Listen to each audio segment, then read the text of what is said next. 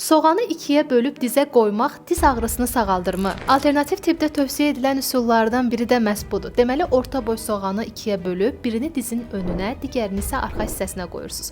Öncə streçlə, üzərindən isə parça ilə sarıyıb bir gecə ayağınızda saxlayırsınız. Ertəsi gün dizinizdəki ağrılar deyilənə görə yoxa çıxır. Bunu aranızda edənlər varmı? Effekti olubmu? Çox maraqlıdır. Şərhlərdə xahiş edirəm qeyd eləyin. Amma tibbi araşdırmalarda isə bildirilir ki, bu cür üsullar insana müvəqqəti rahatlıq hissi verə bilər.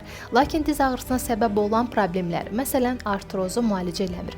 Üstəlik, soğan dəridə dermatit və allergik reaksiyalar da yarada bilir. Əgər dizlərinizdə ağrı varsa, hərəkətsiz qalmayın. Bud əzələlərini gücləndirən məşqlər edin. Çəkiniz çoxdursa arıqlayın və diz oynağına dəstək olan Flexforce gel və tabletlərindən istifadə edə bilərsiniz. Flexforce bildirim ki, təbii tərkibli qida əlavəsidir. Məsələn, Flexforce gelinin tərkibində hamınızın tanıdığı kamfra, istiyoxlu nanə, lavanda və evkalip yağı ilə yanaşı qığırdağın əsas tikinti maddəsi olan qlukozamin sulfat, xondroitin sulfat və hidroliz olunmuş kollagen var. Bu məhsullar həmçinin Flexforce tabletinin tərkibində də var. Bu məhsullar birlikdə istifadə olunduğu zaman qan dövranını yaxşılaşdırır, oynaqları qidalandırır, zədələnmiş oynaqda iltihab və ağrını, həmçinin duzlaşma əlamətlərini azaldır. Nəticədə hərəkət qabiliyyəti yaxşılaşır. Flexforce gel bu mərhələdə xaricdən, Flexforce tablet isə daxildən sizə dəstək olacaq. Gələk indi də məhsulun istifadəsinə. Deməli, geri gündə 2-3 dəfə ağrıyan hissəyə vurub masaj edirsiniz. Tableti isə 18 yaşdan yuxarı şəxslər gündə 1 ədəd qəbul edə bilər. İtaliya istehsalı olan Flexforce gel və tableti bütün apteklərdən əldə edə bilərsiniz.